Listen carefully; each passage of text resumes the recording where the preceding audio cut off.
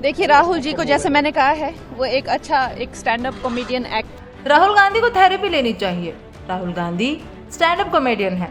Well, ये हम नहीं कह रहे, ये कंगना रनौत ने कहा है राहुल गांधी के उस बयान पर जो उन्होंने रिसेंटली लोकसभा में दिया।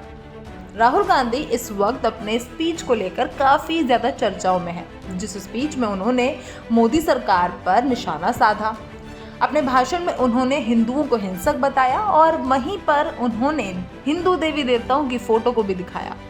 भगवान शिव की फोटो दिखाते हुए उन्होंने जिस तरह से अपनी स्पीच में बातें बोली, वो लोगों को पसंद नहीं आई, चाहे वो जनरल पब्लिक हो या फिर पार्लियामेंट में बैठे बीजेपी के नेता।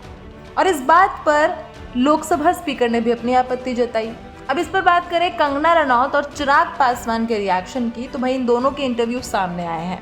इसके अलावा कंगना रनौत ने अपने ट्विटर अकाउंट पर भी एक ट्वीट किया और कहा कि राहुल गांधी ने जो लोकसभा में भाषण दिए वो तो खैर अलग है, लेकिन यहाँ उन्होंने वो भी कहा जो सच में काफ़ी फनी था। वो ये था कि वो रियल में दो राहुल हैं। अब एक संविधान के लिए जिएगा और दूसरे को उन्होंने मार डाला है। बताइए, अब ये फनी बात नहीं हुई? इसके बाद उन्होंने कहा कि मैं चिंता करती हूँ राहुल गांधी के लिए और उन्हें सजेशन देती हूँ कि प्लीज़ थोड़े से थेरेपी सेशंस लीजिए, आपको ज़रूरत है एक साइकोलॉजिस्ट की। इसके बाद आप भी देखिए कंगना रनौत का वो रिएक्शन जो उन्होंने राहुल गांधी के उस बयान पे दिया जब उन्होंने हिंदुओं को हिंसक बताया। साथ ही उन्होंने ये भी कहा कि इस आपत्तिजनक भाषण पर और टिप्पणी पर उन्हें माफ़ी मांगनी चाहिए। इसके साथ ही चिराग पासवान का वो वीडियो जहां उन्होंने कहा कि वो शिव भक्त है और इस तरह की हरकत पार्लियामेंट में बिल्कुल भी एक्सेप्ट नहीं की जाएगी। हिंसक कहा राहुल गांधी ने। आपको लगता है कि पूरे हिंदू धर्म के लोगों को ठेस पहुंचाने के लिए इस तरीके की बातें सदन में की गई? देखिए, जो उनका सारा ही भाषण बहुत आपत्तिजनक था। एक तो वो सारे प्रिंट आउट्स लेके आए थे, हमारे भगवान जो हैं शिव जी, उनको डेस्क पे रखा हुआ था। हम सब जानते हैं कि भगवान की जो मूर्तियां होती हैं और जो उनके चित्र होते हैं, उनके सामने पूजा एक मंदिर या किसी तरह के ऐसे पवित्र स्थान पर उनको प्रतिष्ठित किया जाता है और बेंच पे रख के और उनको उछाल कर जो वो है भगवान, हमारे भगवानों का अपमान कर रहे थे।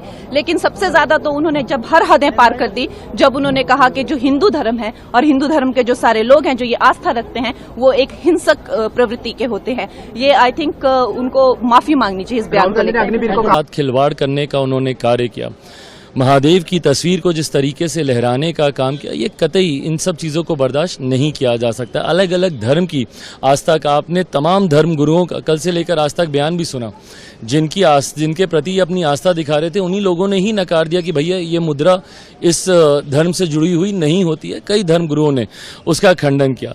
बहरहाल, मैं भी हिंदू धर्म में आस्था रखता हूँ, महादेव का मैं भक्त हूँ। ऐसे में जिस तरीके से कल उनका आचरण था, तस्वीर को लहराना, टेबल के ऊपर रख देना, उसके ऊपर कागज पत्री रख देना, कतई इस बात को कोई बर्दाश्त नहीं कर सकता। और जिस तरीके से हिंदू भावनाओं को ठेस पहुंचाने का काम किया गया, जिस तरीके से ब्लैक एंड व्हाइट शब्दों में कहा कि हिंदू हिंसा को फैलाते हैं, ये कतई कोई भी व्यक्ति जो कि इस धर्म में आस्था रखता है, जो सनातन में, पर दिक्कत ये ना कि इन लोगों का गठबंधन ही ये सोच रखता है।